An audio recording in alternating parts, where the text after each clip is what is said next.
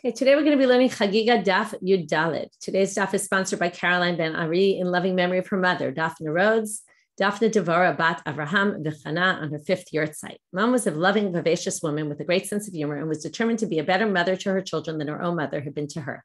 Later in life, when she and Dad retired to Netanya, she indulged her love of singing and dramatics in the Netanya ACI musical theater group. Today's daf is sponsored by Risa Zohar in loving memory of her mother, Florence Whittles Rich, on her yahrzeit. And today's daf is sponsored by Adira Sklar in honor of her friend, Rivka Yellen. Happy 19th birthday. You've inspired me as well as so many others to start Daf Yomi, and your burning passion for Talmud study is so pure and amazing to watch. Happy birthday.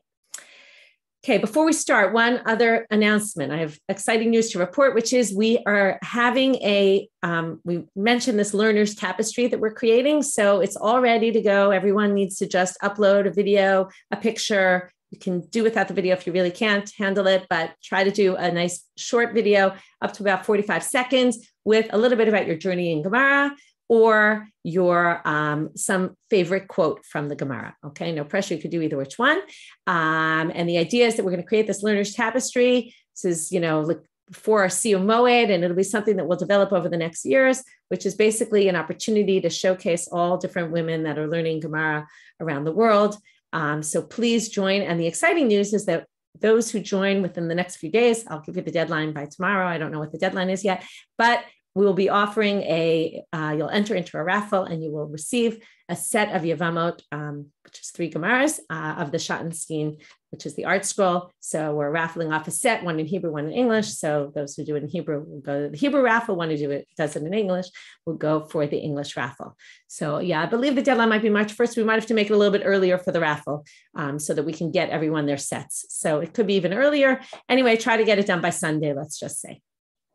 Sunday's always a good day for some people to have a little extra time to do stuff. Okay, so that's exciting news. So there you have an opportunity to win a set of Yevamot. Okay, starting with our Gemara. We were up to, I'll just review the very end of yesterday's daf, which is this pasuk that we were talking about of this Nahar Dinor described in Sefer Daniel. Dinor seems to mean fire. So it's a stream of fire. And the question is, what is the stream of fire going to do? Okay, I'll already tell you that the fire image, we've seen a lot in the last few dapim. We're going to see it again today. We're going to see it tomorrow. It's a theme that comes up a lot in these stories. The fire can sometimes be good, can sometimes be bad, right? It's unclear, it depends on its use. There's actually a nice article which discusses this that Tanya Regev put up on the Hebrew side of our site. It went up yesterday about these images of fire in our dapim. So if your Hebrew's good, you can read that.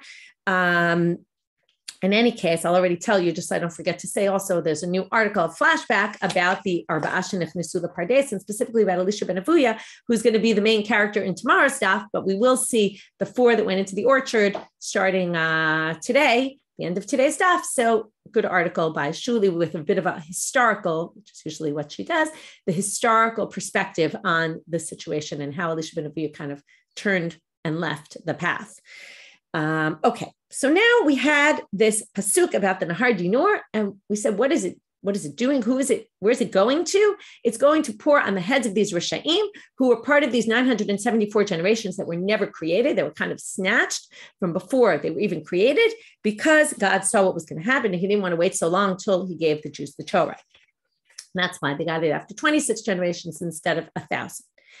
Then we said that these Rishaim are basically, so what happened to them? They never got created, but they must get created at some point. They are the evil people in every generation, right? God kind of puts them into every generation.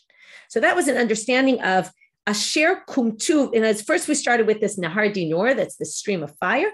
And then we brought another pasuk which is actually from Eov. The first pasuk was Daniel. The next one was from Eov, which is Asher Kumtu v'lo et.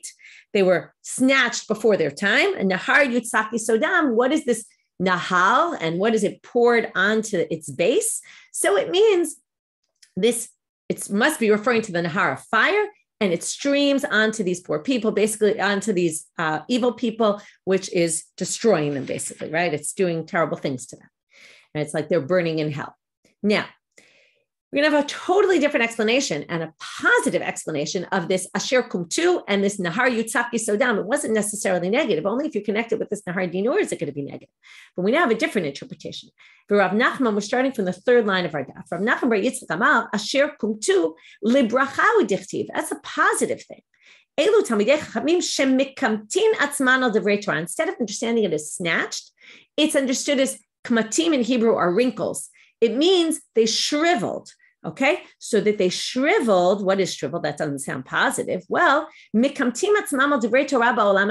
basically shrivel themselves up in order to learn Torah. They basically put aside other important needs and they sit and they learn Torah.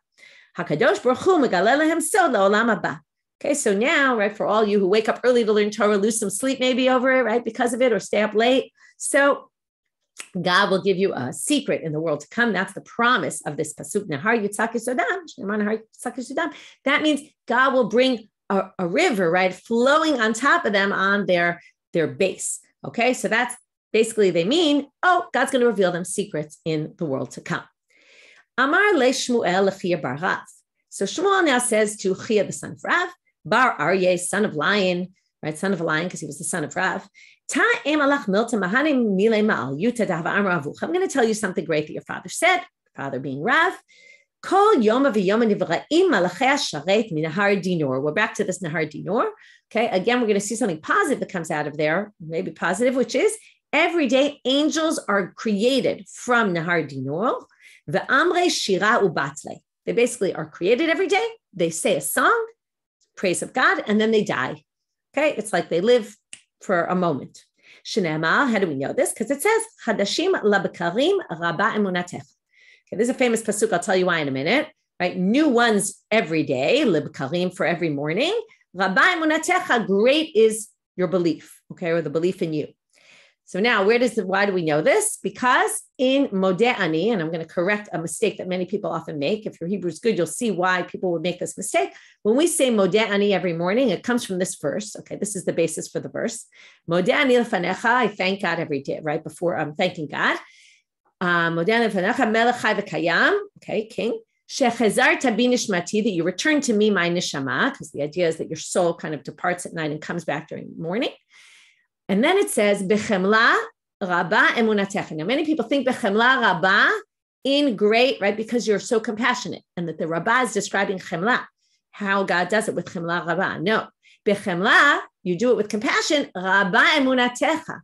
Great are your belief, right? Is the strength of your strength. So there you have, it comes from this verse, Rabba emunatecha. So it doesn't read Chemla Rabba, it's Chemla, comma, Rabba emunatecha. Right, those who believe in you are strong, are many, actually, not strong, many. So anyway, the whole point of this is every day there's new angels created every morning, and they're created by this Nahar Dinor, okay? And they say their thing, and then they're gone. But now, Pliga de Rabbi Shmuel bar Nachmani. This statement of Rav disagrees with Rabbi Shmuel bar Nachmani, because he says, Rabbi Shmuel bar Nachmani, Amar Rabbi Yonatan, it's not that Nahar Dinor, that they get created from Nahar Dinor, these angels. No, they get created directly from the mouth of God. What is this? Everything that God says, every word that comes out of his mouth, every time God speaks, an angel is created. Shene'amar b'dvar Hashem shamayim nasu. With the word of God, the heavens were created. Uberuach piv kol tzva'am, and all of his tzava, his fleet up in the sky, his all of his people, his angels are all created beruach piv, from his mouth. So there's this debate: where are these angels created from? Everyone agrees that there's constantly angels being created. The question is, where are they created from? Either by this Nahar Dinor or by God himself or herself, or whatever you call God. Katuv echad omer, right, which is part of the whole debate of today. In fact, we're going to get into this right now. Can you give human attributes to God? So this Gemara certainly seems to say yes, although I'm going to read you Rabbeinu Hananel, who is actually going to prove the opposite from this section. Okay, and if we talk about tefillah and prayer and Modeh Ani, now we're going to see something that appears in Anim Smirot that we say on Shabbat, and I bet I'm going to assume that you probably never paid so much attention to the words of Anim Smirot, and I promise you after today's class, after this next section, you're going to notice things that you've never noticed before in Anim Smirot. So here goes. Katuv echad omer. Livushay, one pasuk that describes God in one way, and another describes him in an opposite way. So levushe kitlag chiver. His clothes are white like snow, tlag and sheleg, because taf and shin switch in Aramaic. We'll see that later on today also. Usa'al reshe ka'amar naka. His hair is like clean white wool. Okay, so you imagine, right? This is giving God this look of an old man, right, with white hair and a beard and that whole look. Uktiv, in a different verse says, and this is in Shiur Shirim, and we always view Shiur Shirim as analogous to the relationship between the Jewish people and God. So the man in the story is God. Kivutzotav taltalim shchorot ka'orev. His curls are black like a raven. So understand, does God have black hair or does God have white hair? Lo kashya, this is really not difficult. Kan b'yeshiva, kan b'milchama. When God is sitting and judging people, he has this look that you would imagine. What are you looking for in a dayan, in a judge? You want someone older who has experience, knowledge, understanding, who has world experience, right? It's hard when you're young, you don't have enough experience. It's hard to understand all the different sides. But someone who's elderly, that's really the right thing you want. Kam b'milchama. But God, when he goes out to war, you don't want some old person in war. You want some young, strong person. So then he has black hair. So as God changes his hair all the time, right? He doesn't go to a colorist, right? But he goes to, he basically, right? He has, so now what does it mean? How does God change from here to there? That's a very good question. But let's read one more line and then we'll go to Rabbeinu Hanana.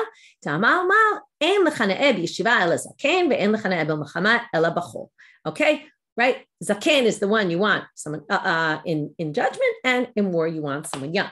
So Rabbeinu Hanana, it's on this page at the very, very bottom of Rabbeinu Hanana. It's very little, very small text, at least in my Gemara. Anyway, it says, I'm at the very last lines of Rabbeinu Hanana, 6 lines from the bottom. This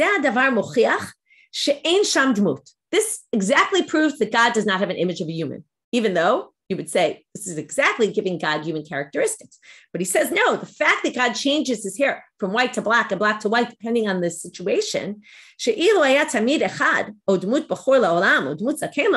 if he was always young or always old, then you would say that. But the reason why they say he can change from one to the other is not like he's like a chameleon, right? But okay, it basically comes to prove to you that God has no image. So even though it's using a description as if God has an image, it actually proves the opposite. Okay, now I'm going to read through some phrases in Anim Zmirot and show you that this Anim Zmirot, a bunch of the verses there, are based 100% on this Gemara. Okay, if you go, it goes in order, alphabetical. Okay, if you can pull it up, even great. If not, just listen. Okay, so they will see in you age, right? Zikna, you'll be elderly. V'shacharut, I assume shachar from the sunrise, white, okay? And your hair shows, right? It's white. Zikna b'yom din, now get this one, okay? Elderly, right? He'll have zikna when it comes to the day of judgment, but bacharut b'yom krav, but a bachor, a young one, when it comes to a time of war. Ki ish milchamot yadav lo rav, right? Because he's also a person of war. Okay, I'm skipping to tet. Talalei orot rosho nimla, kevutzotav risisei laila. His hair, his curls are dark like the night. And then in men, machlafot rosho kivimei bechurot, right? His hair is like the youth, kevutzotav taltalim shechorot, which is exactly the pasuk here, right? The curls are black like taltalim shechorot are black curls. So there you have this description in Anim Zmirot of exactly these two sides of God. Also, the elderly when it comes to judgment and young when it comes to the war. Okay, moving on. Katuv echad omer, karseh shevivim dinor, another contradictory verse. He sits up, and this is one verse that says two things that contradict within it. Forget about two different verses. His chair is made of sparks of fire. Okay, that's the dinor is fire. Katuv echad omer, adi karsevan reniv, until his chairs get settled. Then the Ancient of Days will sit down on it. So first it says chair, and then it says chairs. Is it one chair? Is it two chairs? Lo kashya, echad lo ve'echad David. One is for him and one is for David. This is very strange. What David sits up in Shamayim. That sounds like two Rishuyot almost, right? We have this problem because it's always this concern that we're going to think there's more than one God. And what does this mean? So we're going to have to understand this. Keditanya, as it says in the following Braita, echad lo ve'echad David, divrei Rabbi Akiva. Okay, Rabbi Akiva says, one is for him and one is for David. Okay, that's what these two chairs are. And that explains the two chair issue. So when it said one chair, it was talking about God's chair. And when it said two chairs, it means, oh, well, there's one alongside for David. Now, again, we're going to have to understand what this means. Not so clear. Kiditanya, as it says in the following Braita, okay, that was what Rabbi Akiva said.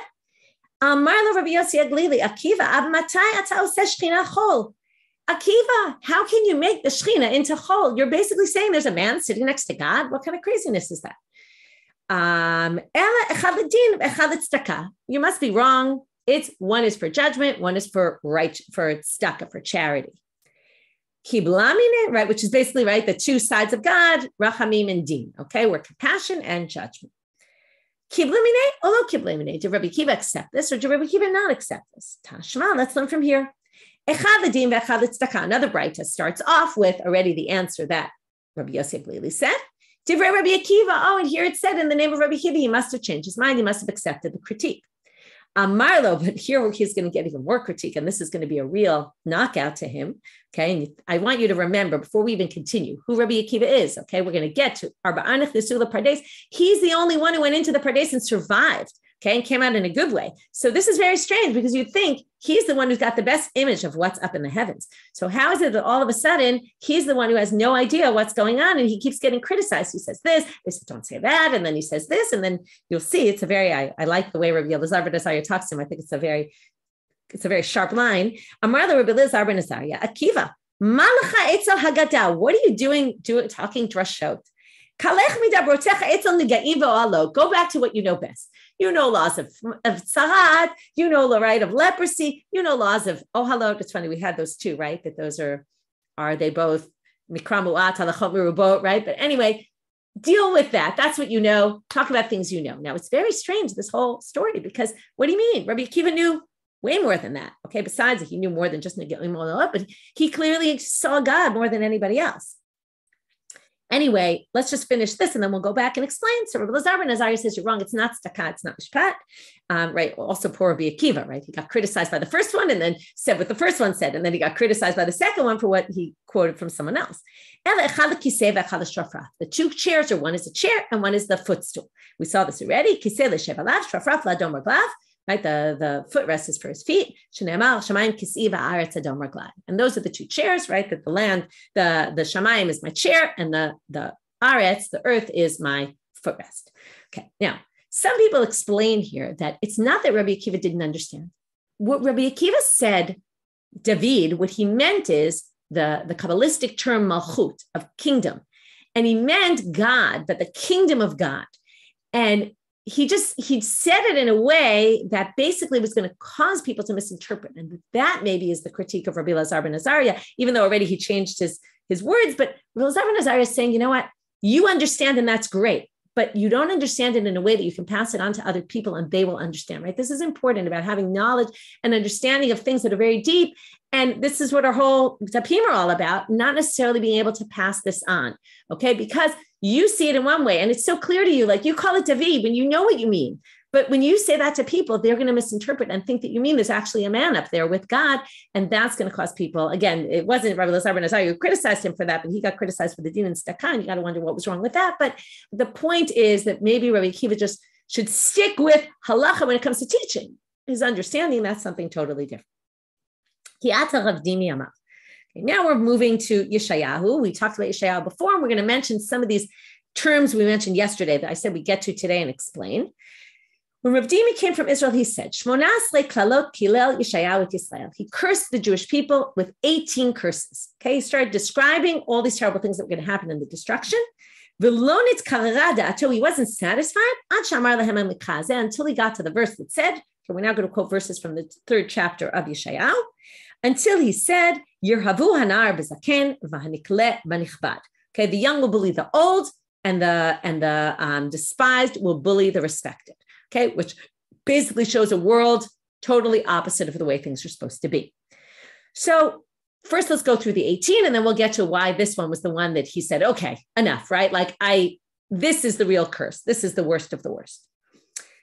Some people ask, what do you mean? He wanted to curse the people and he wasn't satisfied that he hadn't cursed them enough. It seems like he's really just passing on prophecy. But anyway, that's a question about this in general. But now, what are they? So I told you we're in chapter 3 of Yeshayahu. Okay, the God is going to take away from Jerusalem and Judea. Mish'an u'mashena, okay, support and a staff, which is also to support, right, to lean on. Kol mish'an lechem, okay, any bread, a way of relying on bread, any reliance on bread. V'chol mish'an mayim, reliance on water.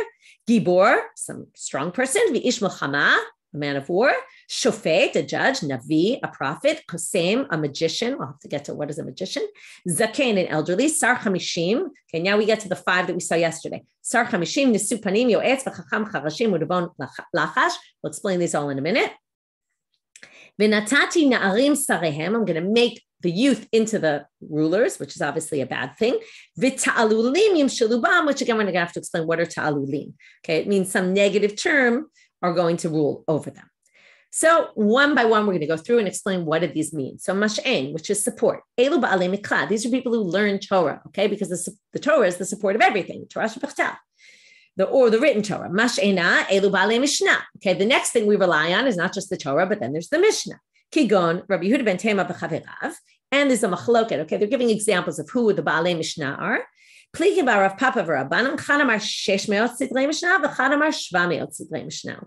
one said 600 sidrei mishnah there were, and one said 700. Okay, thankfully in our day we don't longer have 600 or 700. If we did, we'd never get through Daf Yomi, or maybe not the song Echad Mi Yodea either, because Shisha sidrei mishnah. If we'd had to get up to 600 or 700, we'd be there all night. So in any case, it seems there's some tradition that there was a much bigger book of Mishnayot, and it was narrowed. Again, I think this is more an exaggeration. Okay, but basically, these are people who know Mishnah. Kol mishan lechem elu ba'alei Talmud, because that's the bread. That's the main, right? If you want your proof for how important Gemara is, which we already saw a few days ago, here also, this is the main bread. Okay, that's why it's considered the mishan lechem. Shenemar lechu lachamu v'lachmi. Go eat my bread, ushtu b'yeh masachti, and drink my wine. And they say that refers to the Talmud. V'chol mish'an mayim, elu ba'alei agada. Water is the agada. Why? Shemoshchim libo shel adam kimayim ba'agada, right? We all love the agadata, right? It pulls you in like the water pulls you in. Gibor, ze ba'al shmuot. Gibor is someone who has a lot of tradition. He knows all these things from tradition. Ish Muhammad, when we say a warrior, we don't mean a warrior, physical warrior, obviously, we mean someone who can fight the battle of Torah and argue with others and make good arguments. Shofet zedayan shedan din emet lamito, okay, someone who judges true judgment. Navi kemashma'o, okay, we know what that means, the prophet. Kosem, you can't say that's a magician, and magicians aren't usually so good. It would be good if there were no magicians. Well, ze melech, shene'amal, it must be a king. Kesem al siftei melech, okay, that the king has some sort of magical powers, doesn't really mean literally, but you see the word kesem with king, it must be we mean a king. Zaken ze shero'eh liyeshiva, someone who can sit and judge maybe, or sit and learn. Sar chamishim, al tikle sar chamishim ala sar chumashim. We're going to have 2 interpretations. One is he's the sar of the chumash. It's not just ba'alei mishnah, ba'alei mikra, like the first ones, but he can argue about the chumash. דבר אחר, שר 50, כדרבי יבאו, דאמר רבי יבאו, מכאן שאין מעמידים מתורגמן על הציבור, פחות מ-50 שנה. It means he's 50 years old. And you can't make someone, just like someone said, you can't make a metorgaman, a translator, which is really the person who disseminated the rabbi's speech to all the people, unless you're 50 years old. You need a certain amount of knowledge. 50 was a certain age. Okay, I haven't just reached the age of 50. Right, nice to read. Okay, next. Unisu panim. Ze shenosim panim lidoro ba'avuro. Okay, this is a person of favor. This is someone who people, right, they find favor in the eyes of important people of their generation. So now let's see. In the Mala, there's those who find favor in the eyes of God. Who's the example of that? Reminder about Ta'anit, Masechet Ta'anit, Kigon Rabbi Chanina ben Dosa. Remember, he prays for the people, gets the rain, and then they say he prays and gets everyone else food, but he's sitting there, he's got nothing in his house, right? For him, he's not in great shape, but he's able to do it for everybody else. Limata, so he found favor in the eyes of God. There's also people who find favor in the eyes of the rulers of the time. So who's an example of that? Kigon Rabbi Yavau be Kesal. Okay, he was always in favor with the Roman leader, the Roman emperor. Yoetz, sheyodea la'aber shanim v'likbor chodashim. This is something that's more complicated to do, to know how to do the ibor shana, when to decide we need another month. We need another month in the year, or when to decide when the new moon is. These are more scientific understanding. Chacham ze talmid hamachkim et rabo. Now remember, it was chacham chelshim. We're going to have to understand what that means. So chacham is someone who's as a student, it's a student who makes his teachers smarter, right? They ask really good questions and that sharpens their own teachers. Charash writes, fascinating that they say chacham is specifically a student, right? So, and again, one of those beautiful lines about the importance of students. Okay, as soon as they start saying Torah, everybody becomes now. Chershin usually means deaf. So some people say it doesn't mean deaf. Remember the beginning of the Masechet is cheresh deaf? Is it mute? It must be mute. Everybody's speechless, right? They have nothing to say. However, some people say it actually means it turns people deaf, which means they don't actually understand properly. And this goes back to some people are so smart and the whole Rabbi Akiva story that when they speak, not everybody necessarily understands what they mean. This isn't the most positive thing because if you can't get across your message, then it's not right. It's not so great. But anyway, it's maybe a possible way to understand it more according to the simple reading. Nivon, someone can infer something from another thing. Lachash, right? Because we said nivon lachash. What does that mean? Torah was given in a whisper, so this is someone who can understand davar mitoch davar from the Torah. Natati na'arim sarehem. What's this word na'arim? Usually it means youth. So here it means mai v'natata na'arim sarehem. Amar Rabbi Elazar. They were going to darshan the word na'arim from the lashon limna'er. Limna'er is to shake off. They're shaken off from the mitzvot. Okay, they basically knocked mitzvot off of them. Ta'alulim yimshalu bam. What is this? So I told you we're going to see again taf and shin switch. Now this happens to be a Hebrew word, but they're treating it like an Aramaic word, and they're going to switch the taf with the shin, and then you get sha'alim, which is like shu'al, which is a fox. Amar Acha bar Yaakov ta'alei b'nei ta'alei. Your fox is the son of foxes. Okay, they're the ones who are going to be our leaders, right? Cunning people maybe. But again, he wasn't satisfied. If that was not enough, he wasn't satisfied until okay,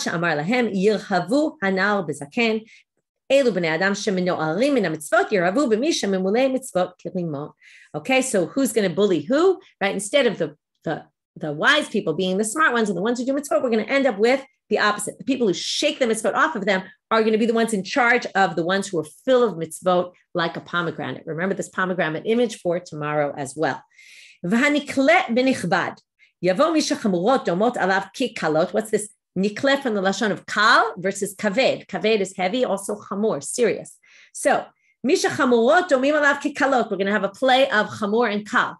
The ones who take the serious mitzvot and treat them as light mitzvot, they're the ones who yirhavu b'misha kalot amot alav kechamurot.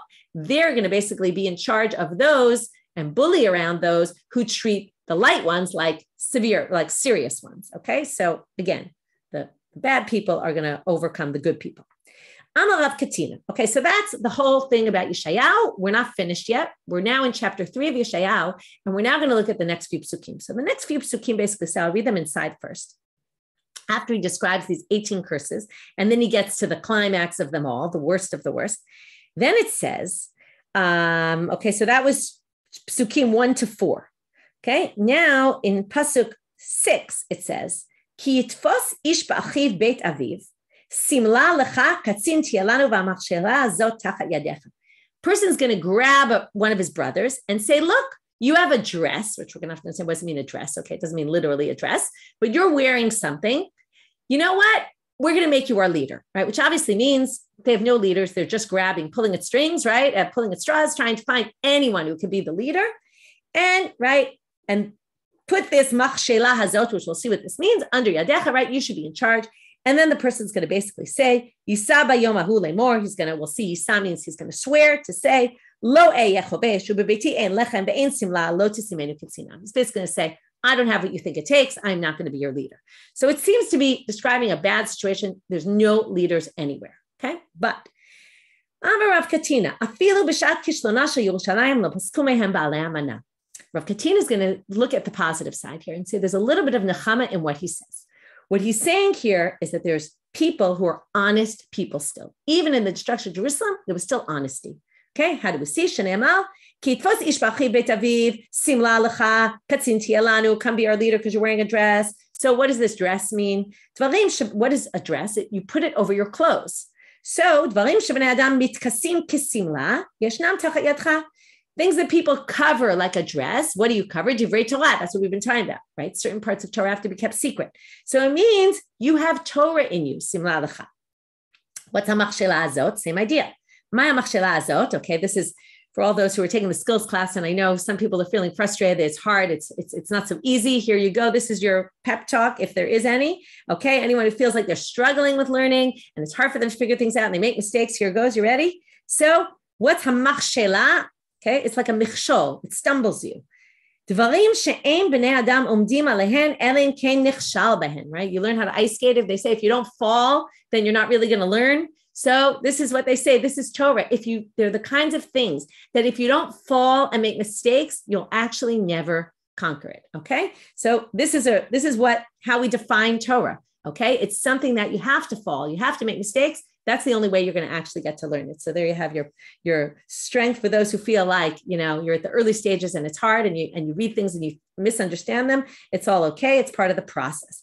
So again, this is his way of saying we're looking for people who, right, you have Torah in you. Okay. So both of those terms are terms for saying Torah. And that's why they wanted to make them leaders.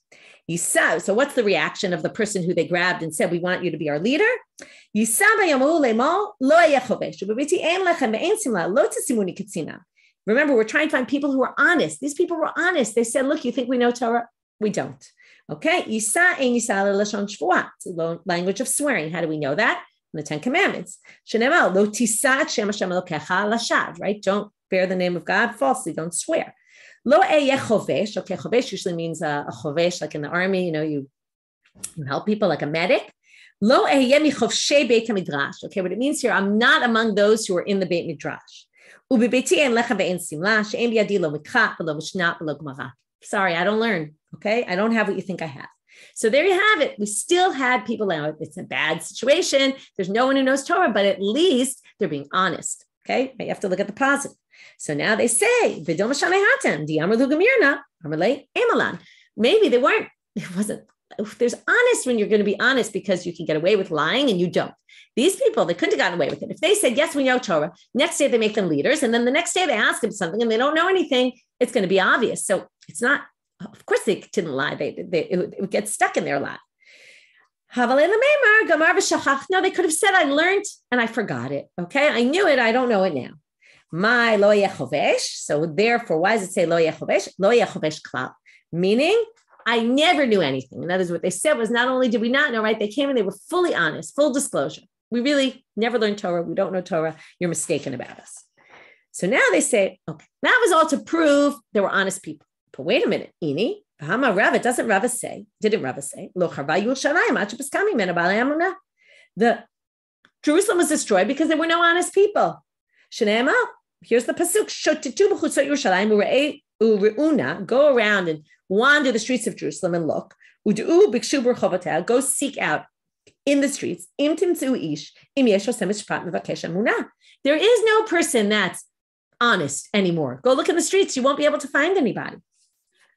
Veslach Hashem, right? If you find me someone, right, then they'll be forgiven. Eslach la, and I will forgive them. So lo kasha, moving on Amud Bet, ha b'divrei Torah, ha b'masau matan. There's people who are honest about Torah. There were no people who were honest about business. That was gone, and that's why they got destroyed. But there were people who were honest about their knowledge of Torah. Again, it's a bit of nechama in this terrible, right, situation.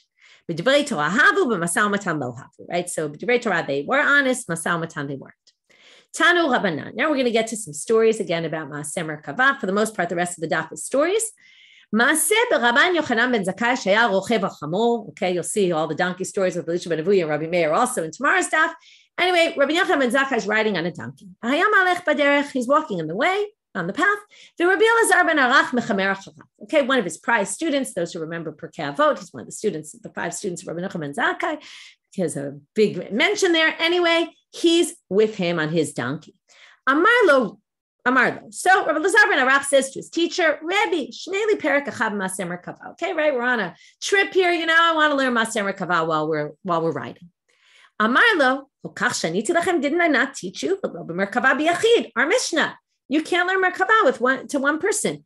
Unless he can understand it on his own. Basically saying, I don't think you get it.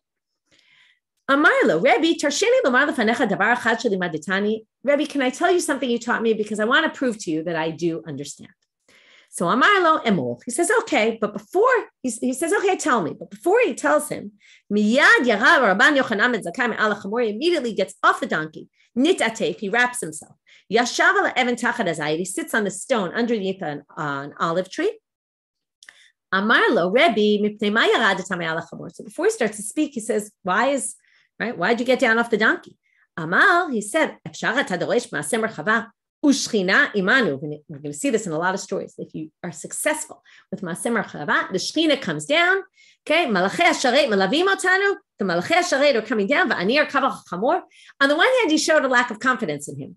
On the other hand, he says, well, if you've got what it takes, then something's going to go on here. I'm not going to be riding on a donkey. I want to be focused and be aware of what's going on and treat the matter with the proper respect it deserves. So he starts to teach. A fire comes down. Okay, we talked about this fire before. This is going to be a good fire. It encircles all the trees. Okay, all the trees started to sing. Right? You see this beautiful vision. All the trees start singing. Okay, hard to imagine, but Hallelujah Hashem kol haaretz. We saw this pasuk before. They dropped the part of the pasuk that we saw the other day, which was Eshu barad shela v'kitor. Right, all those things are in the heavens. Why? What do you mean they're in the aretz? And then we said that they asked that they brought down. David asked that they be brought down to the world. Anyway, here's the important part. Taninim v'chol to'omot eitz pri v'chol harazim. Hallelujah. The eitzim are going to sing to God, and there you have it. An angel through this whole fiery thing comes out and says, this is Maaseh Merkava. Okay, now you think to yourself, wow, clearly one of the prize Talmidim of Rabbi Yochanan ben Zakkai, he can see this amazing, right, this vision of Maaseh Merkava. You think we'd hear about him all the time. And in fact, if you look here's one of my favorite books, okay, it's the Encyclopedia L'Chachmei Talmud VaGeonim. Okay, it gives you some history about them and more taken. It's not exactly a historical book, but it's taken from sources where it collects things that were said about him. So he collects some things about Rav Elazar ben Arach, and he says basically what's interesting is that we barely hear from his Torah at all. And if he's such a great student of Rabbi Yochanan ben Zakkai and he could see Maaseh Merkava, why is he not quoted? So he says probably he died young, and we see this story about him. His wife basically convinces him after when Rabbi Yochanan ben Zakkai dies, he decides to move out to a place called Emmaus. His wife convinces him. This is from other stories and other midrashim, and which was a place where there were a lot of bathhouses and all sorts of things going on that were not amazing. His hope was that other rabbis were going to come follow him, and he kind of set up a yeshiva there, but it doesn't happen. And apparently that one of the midrashim claims that he basically forgot all of his Torah, which is very sad. Okay, so it's what's interesting about it is I think the Gemara doesn't talk about this, but I think it's almost an introduction to this Arba'a Shenichnasu L'Pardes, right? He understood this Maaseh Merkava, but in the end, he wasn't able to sustain it, okay, which is very sad, tragic, because the story puts him in this high light. Okay, you'll see even the Gemara starts asking some questions about him a little further on. Okay, so now we go to our next story.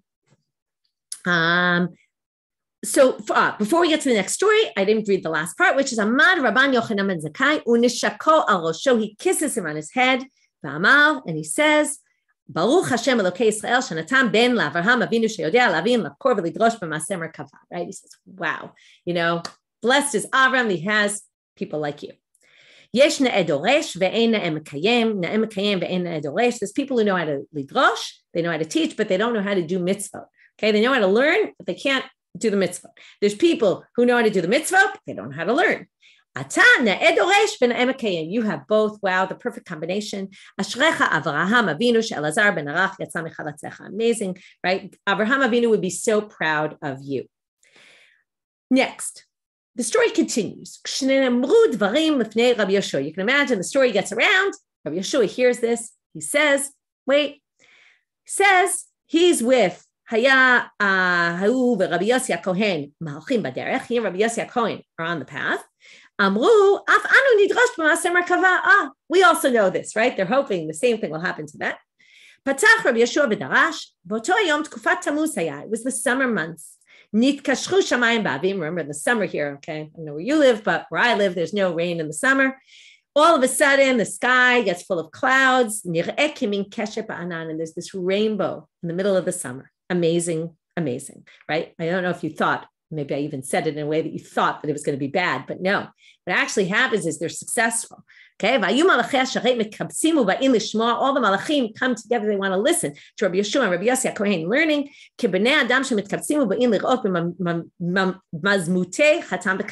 It's like those coming to rejoice with the Chatan and Kala. Everybody gathers around this amazing scene.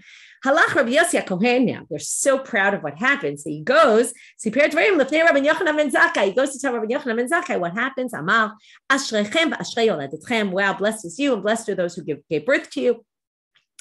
Ashrei einai shekach ra'u. Blessed are my eyes that saw this. Now, there's a bit of a problem with the language here. Okay, I'm going to go by an ancient manuscript, which gets rid of the word ba'af. Okay, Ktavia Minchim, one of the older manuscripts, gets rid of this word ba'af because then it reads much better.